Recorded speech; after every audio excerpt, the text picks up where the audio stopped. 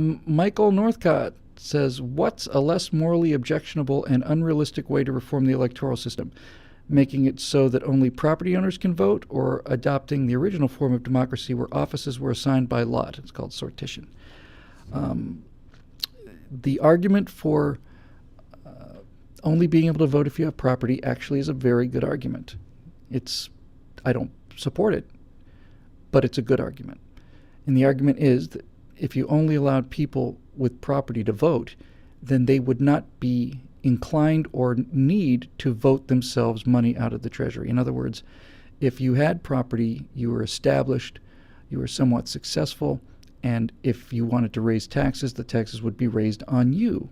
And if you wanted to put in an income tax, it would be an income tax on you. And if you wanted to soak the rich and do all these things to destroy individual freedom, the persons that would be suffering would be you. By eliminating that and making sure that everybody has one vote, one person, one vote, which is not something the Democrats believe in. The Democrats vote 6-7 times, and they're proud of it. But one person, one vote, you can reach a point, and de Tocqueville warned about this 250 years ago.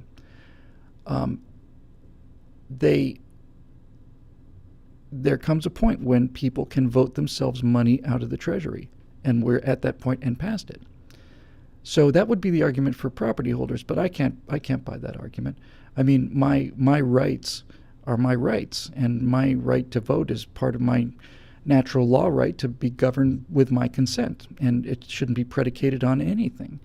There's no predication on my right to free speech. There's no predication on my right to bear arms. There's no predication on any of that. So needless to say, this idea of having to be a landowner in order to vote, I don't agree with. But the problem needs to be addressed.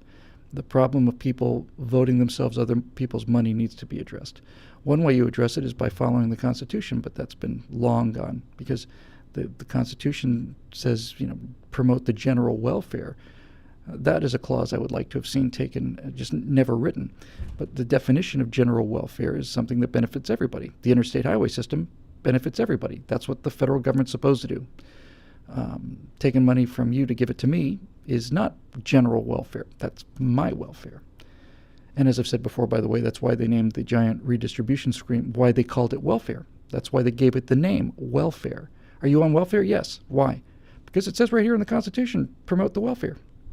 They just play these kind of tricks all the time. So what do you do about this? I don't think you can do anything. You can't deprive people of their right to vote. It's natural law. It's a God-given law that they're born with. It's a right that they're born with. You can't take it away from them. You can do. Here's what you can do, and we better do it quick. You can flat tax them, or you can sales tax them, and that way, everybody's got the same skin in the game. And I'm not going to get into flat tax or fair tax or sales tax or anything, but if everybody paid the same tax, and I mean everybody paid the same tax, then everybody would have skin in the game, and everybody would have a vote. And furthermore, and this isn't mentioned very often, if the government was to make all of its money off of a sales tax, the federal government, then the government would be, in fact, motivated to get out of the way of business, because the more business that happens, the more money the federal government has, and the less business that happens, the less money the federal government has. If you had a sales tax as a means of funding this government, then everybody'd be paying the same. If we wanted to raise the taxes, they'd be raised on everybody, and everybody has skin in the game, and the government has skin in the game, too. The government revenues are coming from sales. The more economy there is, the more economic activity there is, the more money the government gets to do their little things with, like shut down economies. So, yeah, there is a solution, but the solution is not the requirement to hold property. And then the other thing about, selection, random selection of people. I think I speak for just about everybody in this country when I say at this point, if you want to just randomly run the phone book, as William F. Buckley famously said, he'd rather be governed by the first 475 people in the Boston phone book than the clowns we have now.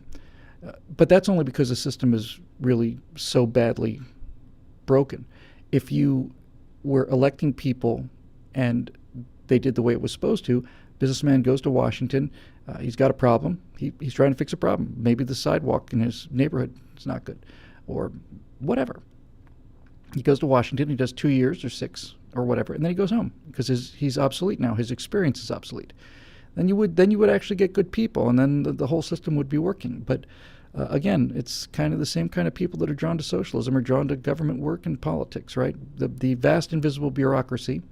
And then there's also immortal bureaucracy. And then there's politicians who want to get in for life because it's life work. It's make millions of dollars. Harry Reid's made millions of dollars as a public servant. That somehow has happened. So has Hillary Clinton, made hundreds of millions of dollars. And this is for people who are not smart enough to go out and get your money the honest way by persuading you to part with it.